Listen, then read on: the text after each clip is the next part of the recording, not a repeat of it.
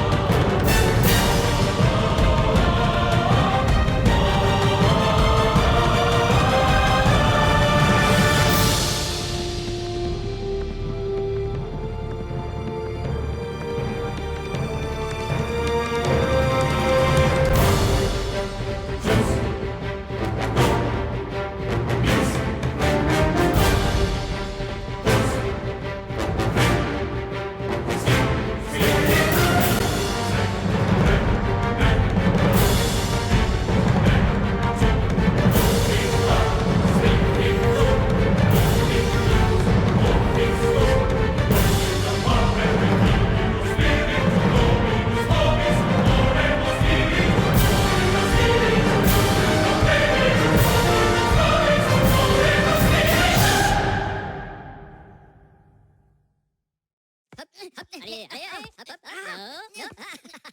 Macaro. La bobo. Mais macaroni, spaghetti, meatballs. 100 milliards d'étoiles.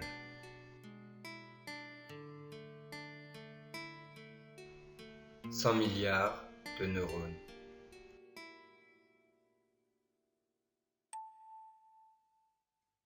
« 3 milliards d'années d'évolution. »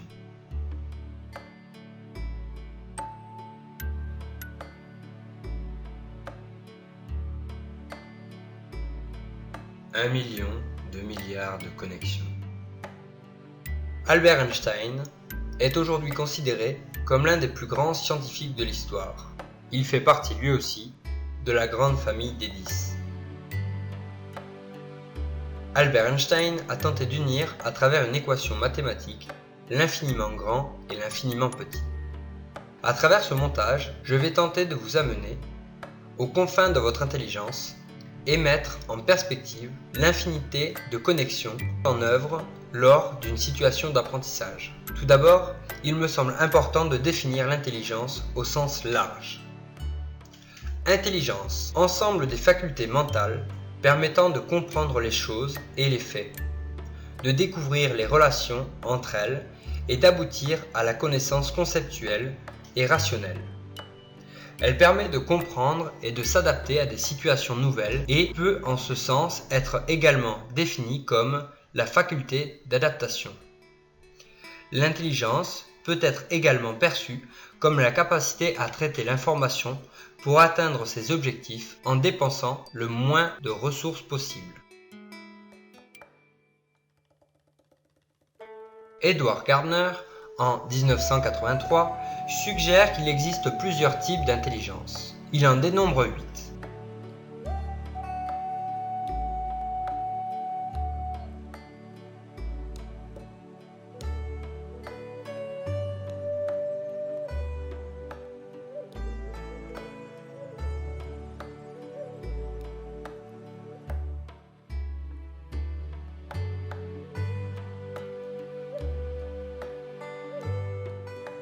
Aujourd'hui encore, de nombreuses recherches tentent de démontrer d'autres types d'intelligence.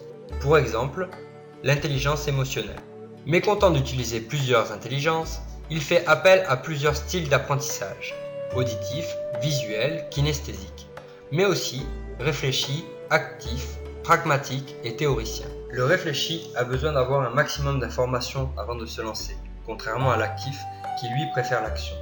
Le pragmatique aura besoin d'avoir la finalité d'un exercice. À quoi sert d'apprendre Pythagore, par exemple. Le théoricien, quant à lui, aura tendance à aller creuser au fond des choses, pour avoir tous les tenants et aboutissants. Le cerveau est un système complexe qui, pour mémoriser l'information, fonctionne en 3 temps. La mémoire à court, moyen et long terme. Notre cerveau passe nécessairement par ces 3 phases. Cependant, pour inscrire une information dans notre mémoire à long terme, Il existe plusieurs solutions. Inventer des phrases mnémotechniques, travailler et répéter jusqu'à ce que l'information s'incruste dans le cerveau, ou encore lier cette information à un sentiment, une émotion, un ressenti. Le cerveau est également très influencé par l'environnement dans lequel il évolue. Qu'il s'agisse du temps, d'espace et de tout élément interne ou externe pouvant porter atteinte aux apprentissages. Pour optimiser les apprentissages, il est nécessaire de considérer l'ensemble de ces caractéristiques et d'accompagner l'enfant au rythme de sa progression en l'invitant à échanger et à construire son savoir.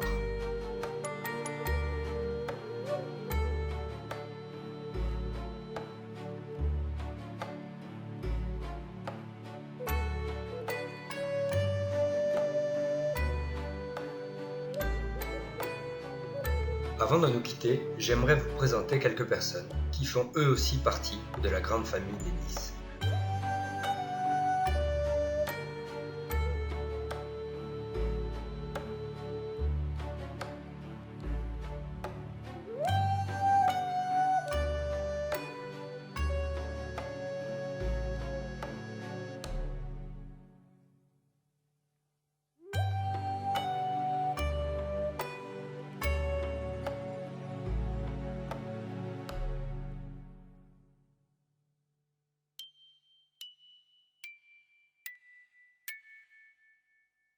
Information complémentaire, départ.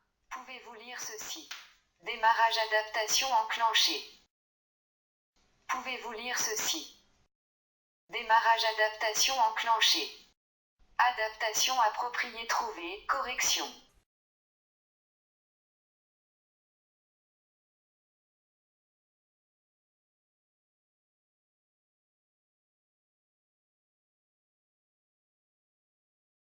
Ba ba ba ba banana, ba ba ba ba banana, oh ba ba ba ba banana, ba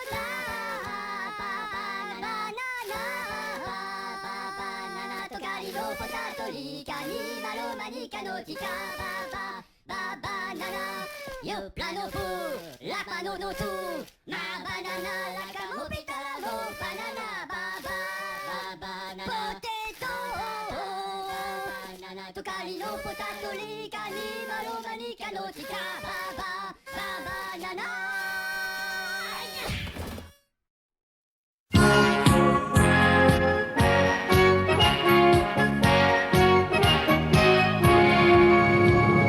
Tom Sawyer, c'est l'Amérique, le symbole de la liberté. Il est né sur les bords du fleuve Mississippi. Tom Sawyer, c'est pour nous tous un ami. Il est toujours prêt pour tenter l'aventure.